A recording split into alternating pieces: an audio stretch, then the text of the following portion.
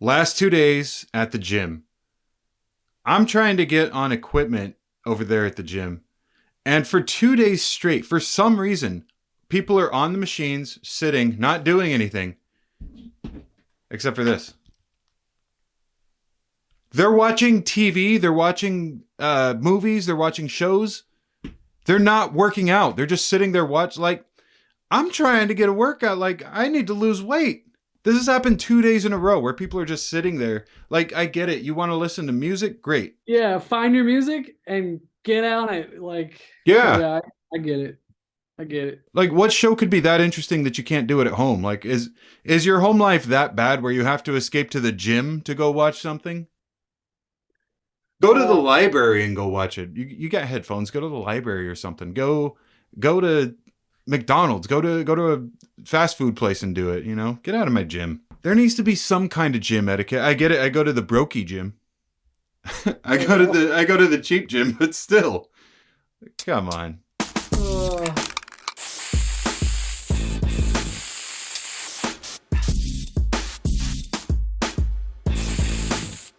And here we are, brand new episode 14. Welcome into the show, everybody. Jesse Larson, Jordan Wright, hanging out with you on a Friday. A little atypical of this show. We're usually with you guys on Wednesdays, but thank you for joining us regardless. Jesse, thanks for coming back on the show. I'm ready to get into it. Let's go. Dude, I'm watching college basketball to the side right now. I got to make sure my bracket stays intact. It's not completely over yet. My Final Four is still in it. So I'm hanging on by a hope and a prayer. But yeah, thank you guys for joining us on this Friday. So just reason that we are shifting things a little bit. This isn't a permanent shift. This is just a 3-week shift. At work, yes, I do work outside of this show. This show doesn't bring in as much money as y'all think it does. Um, it brings in no money, let's be honest. But yeah, I do have a job outside of the show, and they have asked me to take on a couple of different tasks that do require my weekend to shift from Monday, Tuesday over to Wednesday, Thursday for the next couple weeks. I love the thrill of a challenge, so I actually enjoy doing what they're asking me to do, and I'm always up for the challenge. But Jesse, who was not up for the challenge? Anybody playing Japan in the World Baseball Classic this year. Japan went undefeated in World Baseball Classic play, both in the pool and in the playoffs. Japan and the USA in the World Baseball Classic final was one for the ages, and if you missed it, I feel so sorry for you. This was really one of the better games that I've ever seen in any moment at any level of the sport of baseball.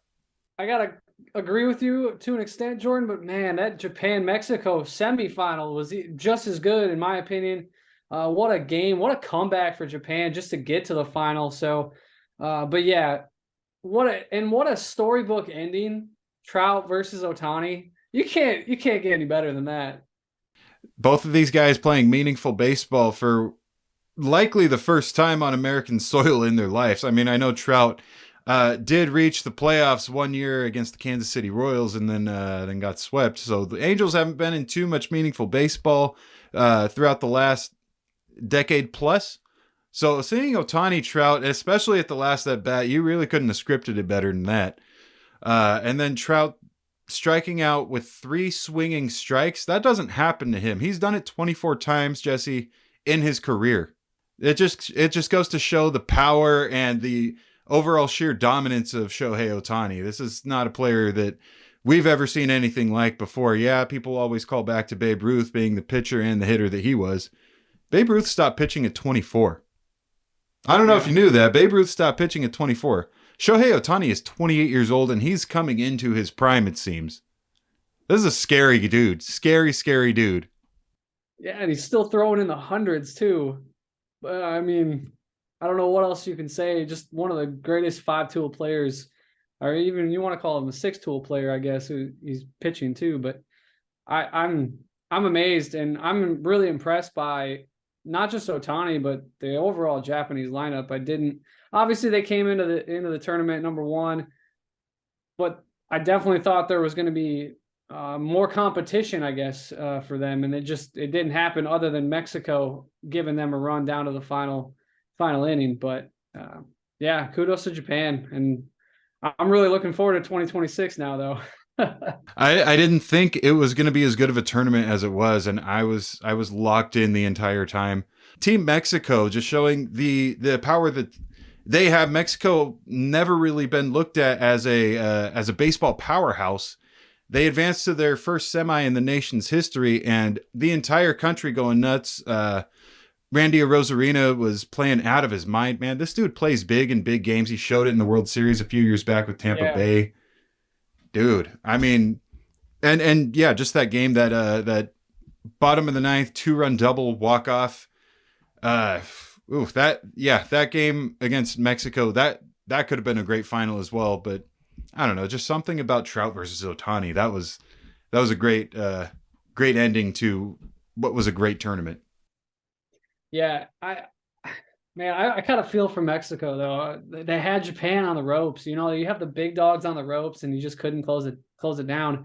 And I'm gonna ask you this question, Jordan, because this is how I feel.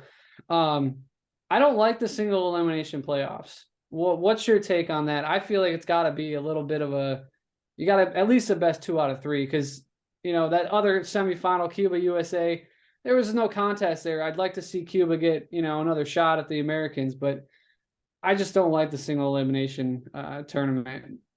Just specifically on that, I will say that USA felt like the more dominant team even before the actual game itself. I didn't think that Cuba was really a team that could compete with the USA in the grand scheme of things, but USA had some teams along the way, like Venezuela, that I think could have beat them in possibly a 3-game series. Mexico possibly could have beat Japan in a 3-game series. Puerto Rico, or I should say Dominican Republic, could have beat Puerto Rico in potentially a 3-game series, even though they didn't make it to the playoff. So yeah, I'm all for that. The only problem is you're taking away so much of spring training already. You're taking away 2 weeks plus. So they would have to figure something out with scheduling on that. Maybe start it before spring training. But I don't think it's a bad idea. I think that the single elimination, it really doesn't give us enough baseball. And hey, I'm all for more baseball all the time. All right, Jordan. So moving on from WBC to our highly anticipated MLB season here in the States, I want to throw a little hot take action at you. First, we're going to start off in the West. We talked about it a little bit with the Los Angeles Angels. Are they truly playoff contenders, Jordan? You got Trout, you got Ohtani. What's going to have to happen for them to get to the playoffs for the first time in 9 years? Same thing that they've been needing to do for the last 5 years. They've needed pitching. They've needed it. You can't survive on Ohtani alone. And let's look at the AL playoff race. You're going to have 6 teams that get in. In the West alone, I'm going to say Houston and Seattle are locks. Both of those teams are getting in. I'd say Houston probably wins the division. Wouldn't surprise me if Seattle did, but both of those teams, in my opinion, are already locks. New York Yankees are going to be a lock to win their division. In the AL Central, again, I think that we've got kind of a 3-team race for the top spot over there jockeying. I don't think that division is super talented. I will say I'll probably give the Cleveland Guardians the edge in that one as winning the division. So that's 4 teams gone right there. In the AL East alone, we look at a team like the Toronto Blue Jays, who are such a great team, who have a ton of talent top to bottom. We look at a team like the Tampa Bay Rays that could possibly get in. We look at a team like the Boston Red Sox, who should have done better than they did last year, and they had a phenomenal offseason acquiring new parts. And look at the Baltimore Orioles. They did way better than expected last year, and I think they're only going to get better. So where does that leave all of these other teams? We've got the Chicago White Sox, who have a good shot of getting in. We've got the Minnesota Twins, who have a good shot of getting in. The only teams that I think the Angels are better than would be then Oakland, Kansas City, Detroit, and Texas. And Texas I don't even know about, because they've needed pitching help, and they got pitching help with DeGrom. So yeah, the Angels have Mike Trout. The Angels have Shohei Ohtani. But that is not a winning recipe. For some reason, it's not a winning recipe. They can't get out of the number 3 or 4 spot in the AL West alone. much less the playoffs. It would shock me if the Angels made the playoffs this year. And I know they have these guys, and I know they acquire new pieces every year.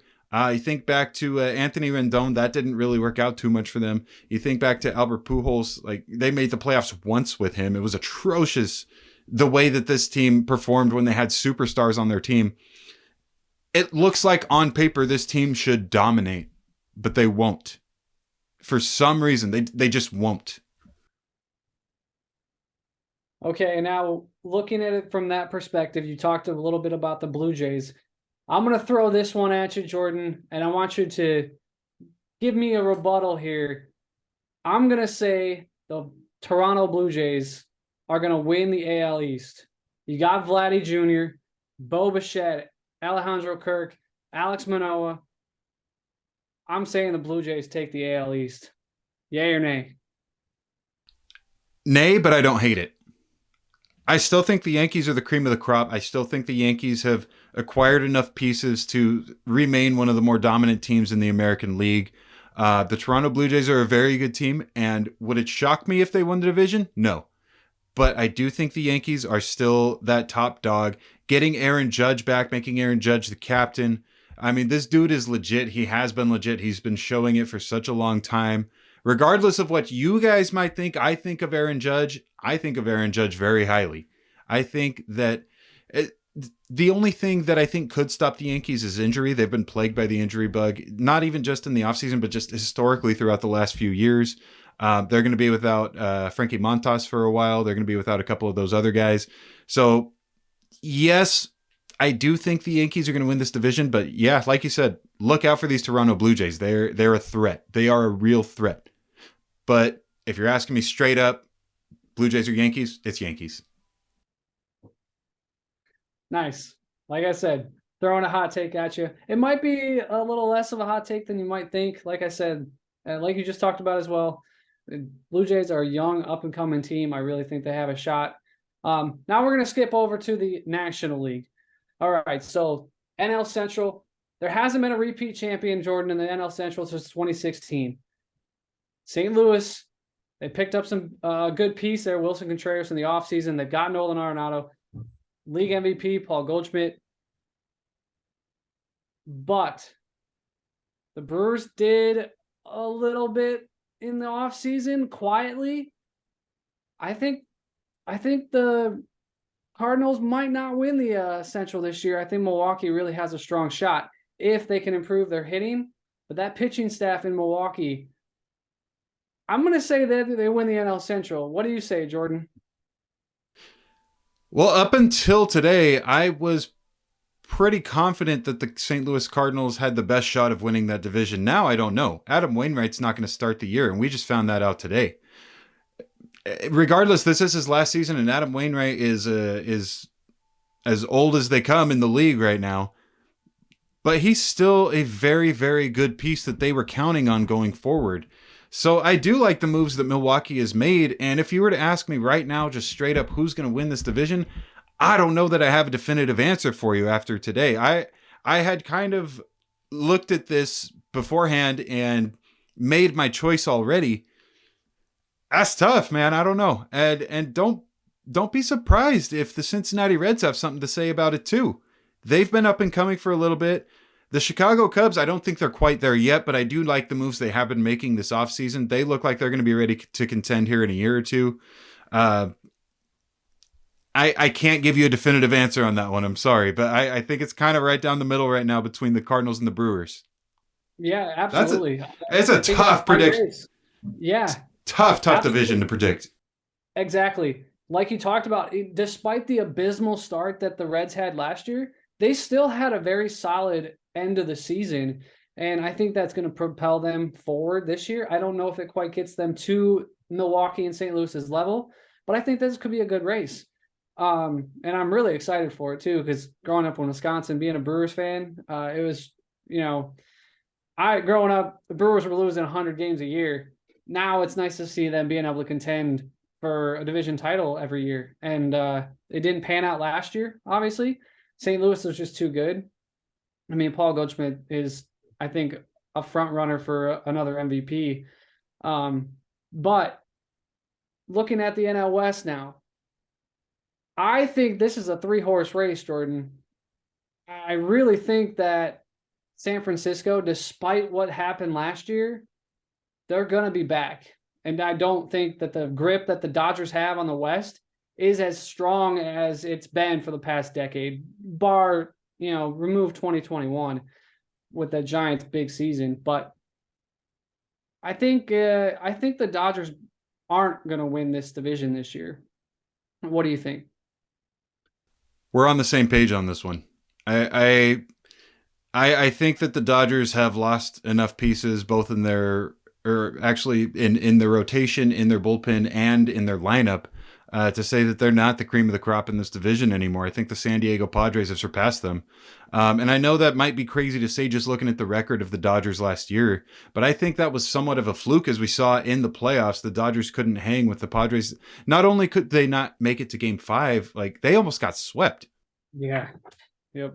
Despite the record last year, the record doesn't mean anything when you get to the playoffs.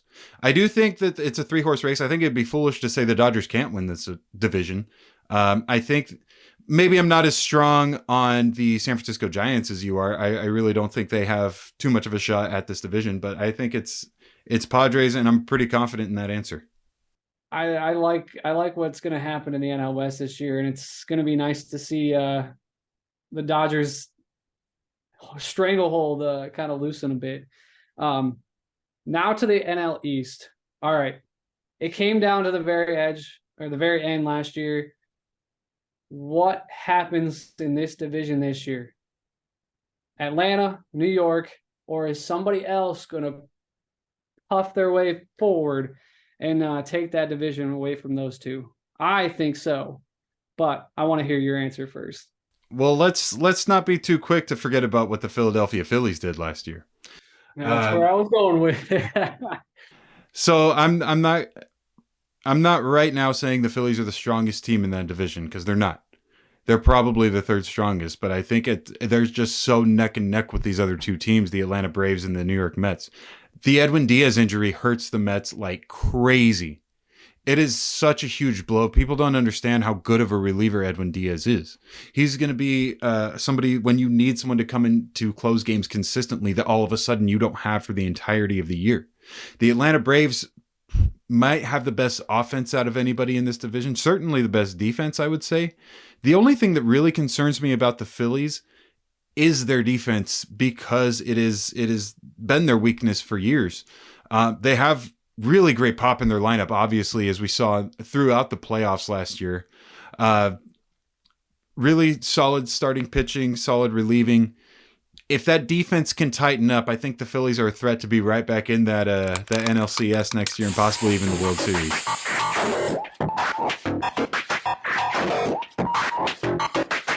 Sorry, guys. I keep looking off to the side because we're actually in the thick of the Sweet 16 right now, and I am very distracted because I'm watching the games. Like this is live. It's not obviously live to you, but it's live to us, and so we're watching right now. I'm hoping my bracket stays somewhat intact. My Final Four is still intact, so there's something there.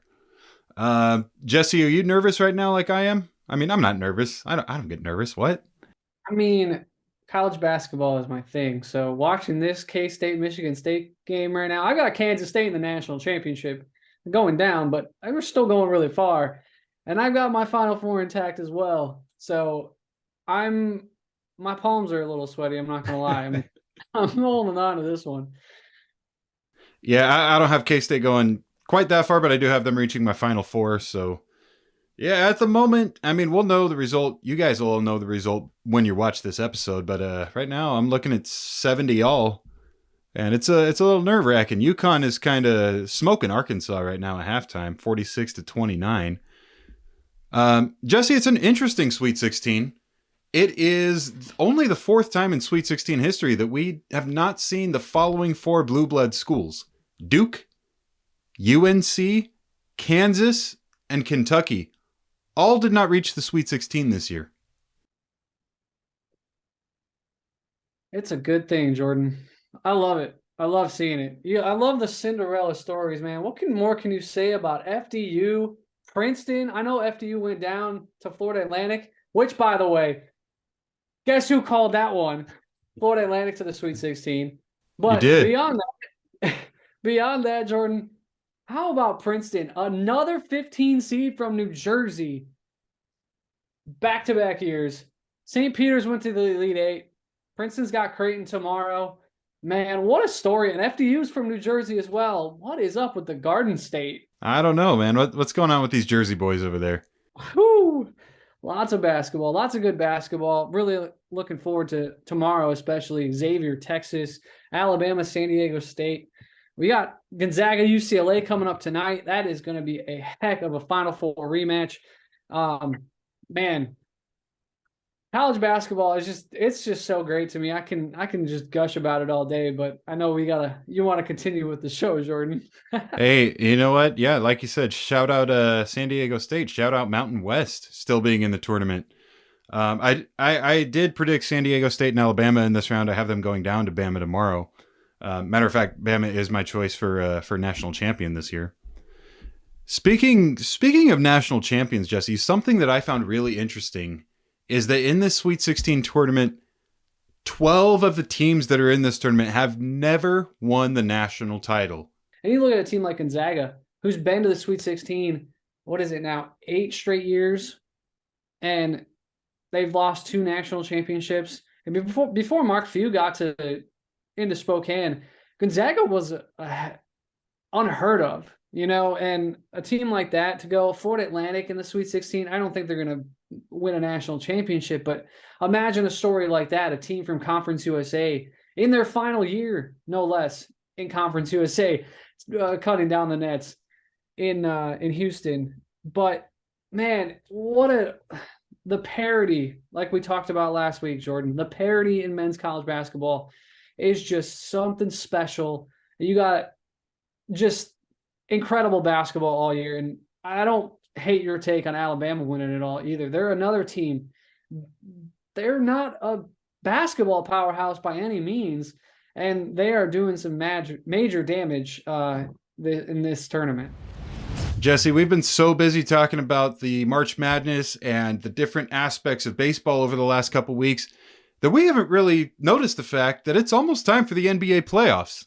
We're coming up to the last few weeks here in the NBA, and we need to go over exactly what's going on in both conferences. Cream of the crop in the Eastern Conference, the Bucks, the 1 seed, the Celtics, the 2 seed, right behind them, Philadelphia, the 3 seed. Any of those 3 teams I could see going to the NBA Finals this year. Behind them, there's a pretty big disparity. At number 4, I do like the Cleveland Cavaliers as a team. A bunch of young guns, bunch of young, talented guys over there. They did get Donovan Mitchell, who has proven himself to be a leader. Maybe he didn't get quite the opportunity, maybe overshadowed a little bit by Rudy Gobert out in Utah. But these guys are on the up and coming, and next year they're going to be right in the thick of that Eastern Conference race. The problem is they're going to face a number 5 seed New York Knicks in the first round, and they're going to beat the snot out of each other because the New York Knicks have been playing really good lately too. I think those 3 are really the teams you got to look at. But in the West, there's 12 teams over here that we don't know what's going on. Somebody's going to miss the playoffs. Somebody's going to make the play-in, and somebody's going to make it in the playoffs. One of these teams could go to the finals. Let's look at the Western Conference real quick. Number 1 seed, Denver Nuggets. Okay, obvious. They've been number 1 for a long time. Cool. They're going to be one of the best teams in the Western Conference in this playoffs. Number 2, Memphis. Yeah, we know. Very good. 3, Sacramento. They've been up there for most of the year. A little bit of a shocker that they're still hanging up there. I don't see them making it out of the first round. I think one of these teams that they play in a 7-game series, I don't see them hanging. But obviously, Sacramento, pretty high up there in the standings, prove that they deserve to be in that spot. Now, here's where it gets interesting. 4 through 12. And I feel like we talk about this every time we talk about the Western Conference on this show. But these teams just keep playing each other, so they keep beating each other up, and we're not getting anywhere. The difference between the 4 seed and the 12 seed in the Western Conference, Jesse, is 3 games. 3 games. Number 4 is Phoenix. And Phoenix, mind you, without Kevin Durant right now, is still dealing with some stuff. At the number 4 seed, I feel like they're going to be a contender to go all the way in the Western Conference this year. You look right behind them. You look at the number 5 seed. That's the Los Angeles Clippers, half a game behind the Phoenix Suns. I do have some concerns with the Los Angeles Clippers. Obviously, you have the injury history with Kawhi, but now we saw Paul George go down. That's huge for them. I don't know if you can make it far without both Kawhi Leonard and Paul George. I know the whole playoff P thing, how he kind of, for lack of a better word, chokes in the playoffs. But you need your number 2 guy. You do. Like you can't rely on Russell Westbrook. I'm sorry, you can't. The LA Clippers, I do have some major concerns about now going forward. Number 6, Golden State Warriors, 1 game behind Phoenix and 2 spots back. There's the road home disparity, and that's going to play in. That's been the whole thing the whole season. They did just win 2 road games in a row, so good for them. But man, as a 6 seed, that's the thing. You're going in to play a 3 seed. Now, they might get lucky with Sacramento, because if they get Sacramento in that first round, guess what?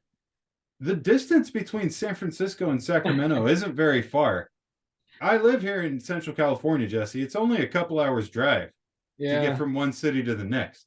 So glorified home game for Golden State there. Yeah, you think about the capital city. Yeah, Kings fans are going to show up, but man, Golden State runs the state right now. They run the state. They run the West right now. Well, let's plug in on that Golden State disparity. That there is nowhere in the NBA where you have a home record and a road record that drastically different. So if they do end up playing Sacramento, yeah, you get that basic glorified home series against Sacramento. But beyond that, if you got to go all the way to Memphis and you're 9-29 or 9-30 on the road, I don't really see Golden State being able to do that in the playoffs, much less the regular season, if it's that bad. So and that's a very good point, because if the standings hold up how they are right now, in Golden State, let's say they do beat Sacramento in round 1, Memphis is the round 2 matchup that they get. And those games have been very chippy this year. We know that Memphis is trying to turn into Bad Boy Pistons Jr. out in the West. I mean, there's something to be said about that. The physicality, the mentality, the attitude. Yeah, they don't have the pedigree that Golden State does, but at the same time, they've been knocking Golden State around in this regular season this year, and that's a fact. You can't say that Golden State has played their best basketball against Memphis. And if Memphis gets those first 2 games at home and takes them, I don't know. You got to be careful if you're Golden State. Look out for that. Let's go to the 7 seed now. 1 game behind the Golden State Warriors. Only 2 games behind the Phoenix Suns at number 4. You have at 7 the Minnesota Timberwolves, and at 8 you have the Oklahoma City Thunder, who are, I guess you could say, surging a little bit. They're up a little bit higher than they have been. So they would be in the play-in tournament at the moment. Half a game behind them at the 9 seed is Dallas, and tied with Dallas at 9, but would right now be in the 10 seed, the Los Angeles Lakers. Now, I look at those 4 teams. Who do I see moving on? Well, a few weeks ago when Austin was on the show, he asked if I thought that the Dallas Mavericks had a shot realistically in the West, and I said yes, because Luka was playing out of his mind, and Kyrie was now there to help him. But the chemistry is not there. I don't see it happening. So I'm going to not so quietly rescind that pick a little bit. I'm going to say if I'm picking 2 teams out of this play-in to move on right now, I don't know. Minnesota just got Cat back. He's been out most of the year. It's going to be tough. I do like how Oklahoma City's playing. So if I had to pick, I would take Oklahoma City, and I would take the LA Lakers. Because you'll probably be getting LeBron back around that time, and you're going to have a healthy LeBron, a healthy Anthony Davis, so they might be a force to be reckoned with, at least in the play-in tournament. And then we look at now the 11 seed and the 12 seed. Half a game behind the Lakers, 11 and 12, the Utah Jazz, and the New Orleans Pelicans. Don't count these guys out. These are both very good teams with very good talent. Not a lot of household names on either team. But man, Jesse, these teams are only 3 games behind the 4 seed Phoenix Suns, who are a quote-unquote super team. with Devin Booker, with Kevin Durant, with DeAndre Ayton, with Chris Paul. This Western Conference race is going to be something like we've never seen before, and I'm loving every last second of it. Can't wait for the playoffs. Yeah, we're in overtime, by the way, in New York. I'm watching that right now. 92-92. Yep. Anyway, go ahead. All right, guys, we got to get going. We're watching the Sweet 16. Our palms are sweaty, knees weak, arms are heavy. There's vomit on my sweater already. Mom's spaghetti. I'm sure I'm going to get sued for saying that right now, but I'm not making any money off this podcast, Eminem, so go for it. Just kidding. Much love, Marshall Mathers. All right, so from Stillwater, Oklahoma, all the way to Tulare, California, thanks for joining us on this Friday, and we will see you guys next Friday. Thanks again for joining us, guys. Peace out. Peace out.